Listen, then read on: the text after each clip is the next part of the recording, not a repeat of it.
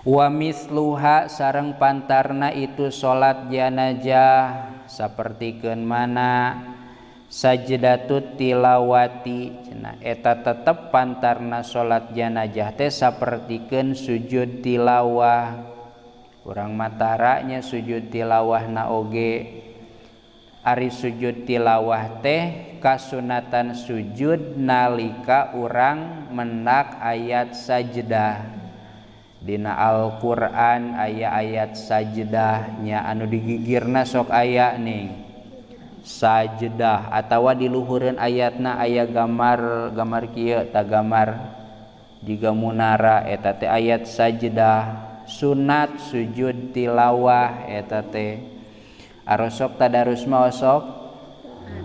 menak ayat sajdah tara encan ayat sajdah teh seueurnya aya 15 tempat pami telepat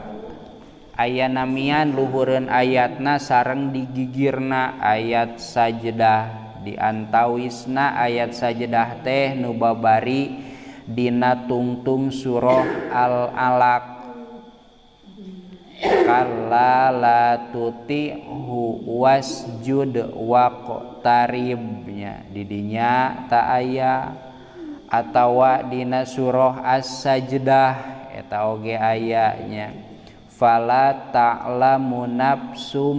ma ukhfiya lakum min qurrati a'yunin jazaa'am bima kanu yaksibun deui tah didinya atawa dina surah Hamim As-Sajdah atanapi Fussilat nya didinya ge aya wa hum la yasamun seueur garaduh muskilat baheula asa tos garaduh aya tah didinya aya nya ayat-ayat sajdah tapi salaresna mah dina Quran ge tos aya cirian luhureun ayatna aya gambar munara teras di atawa digigirna aya tulisan sajdah tah sunat sujud tilawah teh teu benten sapertoskeun sujud syukur osok urang sujud syukur tara deui wae nya. Nah, sujud tilawah teh Allah urang bari sujud bari diuk tahiyat awal tuluy Allahu Akbar tah niat sujud tilawah teras we sujud 2 kalinya bacaanana sajada wajhi lilladzi khalaqahu wa sawwarahu wa syaqqa sam'ahu wa basarahu bihaulihi wa quwwatihi fatabarakallahu ahsanul khaliqin. Allahu Akbar. Robbighfirli warhamni wajburni warfa'ni warzuqni wahdini wa'afini wa'fu'ani. Allahu Akbar. Maca deui nu neme nya. Teras Allahu Akbar, Assalamualaikum, Assalamualaikum. Eta lamun sujud tilawah dina luar salat. Lamun dina jero salat mah keur nangtung nya keur maca surah. Datara maca surah nage nu aya ayat sajdahan mah nya ngoroe Al-Kautsar jeung Al-Ikhlas eta nu pendek. Tah lamun maca Quran aya ayat sajdahan tah contoh keur ngimaman kalla la tuti'hu wasjud waqtarib. Allahu Akbar. Langsung sujud heula. Sujud sabada sujud cengkat deui langsung ruku. Tapi lamun makmumna teu terangeun mah bakal jadi bubar salatna. Nah ujug-ujug sujud. Nah, jadi kudu dibejaan heula mun rek maca ayat eta mah. Bisi kumaha? Bisi makmumna bingungeun dacan terangeun sadaya. Tah termasuk hal sapertoskeun sujud tilawah eta teh ari teu gaduh abdas mah teu kenging atawa sujud syukur eta oge sami teu kenging jiga anu naon nu main bal atawa poli ning sok ningali sujudnya sujud bari dikokolor katingali orat ta eta teh teu janten sujud syukurna mah nya paling ge nya eta mah syukuran lah gitu nya teu janten sujud syukurna mah sabab ari sujud syukur mah kedah katutup orat teras ngangen niat ari sujud syukur terang bacaanana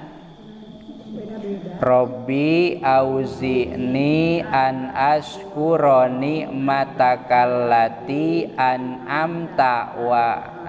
alayya wa ala walidayya wa an a'mala solihan tardohu wa adkhilni fi dzurnan jadi pohon bi ibadika sholihin aya nu langsung kadinya nya aya nu anili fiduryati ini tubtu ilaika wa inni minal muslimin eta oge aya bakatingku taranya atawa jarang jadi poho deui wa syukri wa fi makna sholati khutbatul jum'ati khutbah keur khutbah hitutnya lah kagok daripada era tuluykeun we teu kenging eta teh nya tapi asa rek dituluykeun nya daripada era aduh gogodana eta nya binaan ala annaha badalun min rakaataini sabab ari khutbah teh gaganti khutbah Jumat gaganti min rakaataini tina 2 rakaat salat wa kharaja biha khutbatu ghairiha min idin au kusupin au istisqain ngan lamun khutbah di luar khutbah Jumat mah ta eta mah teu kaasupnya keur khutbah Id nya Idul Fitri hitut tuluykeun nya sanajan memang kedah nama gaduh abdas ngan kulantaran eta mah sanes gegentos tina salat nya kan ari khutbah Jumat mah gegentos tina salat ta ari khutbah Id nya Idul Fitri Idul Adha au kusupin atawa salat samagaha ai di urang osok salat samagaha tara kanyahoan nya awistisqain atawa salat sunat istisqa osoknya ta dina khutbah anu eta sanes dina salatna nya dina khutbahna hitut batal tuluykeun we eta mah nya daripada wudu heula pan istisqa teh eueuh cai tayamum nya heula eta mah mangga we teraskeun nya ngan payundabu atau harotulaha ari sunatna mah susuci sunat nama gaduh abdas lamun batal teh wudu deui atawa lamun teu aya cai mah tayamum afada zalika Muhammadur Romli kitu anu didawuhkeun ku Imam Ar-Romli titik nya wa tawafu sareng kadua haram tawaf kabina-bina nyalamun keur tawaf batal teu wudu sieun tingaleun ku batur keur majauh jaba lamun digagalkeun rugi gitu tah haram tawaf ge lamun teu gaduh abdas bi anwaihi pardon au naflan tawaf namah rek tawaf fardu atawa tawaf sunatnya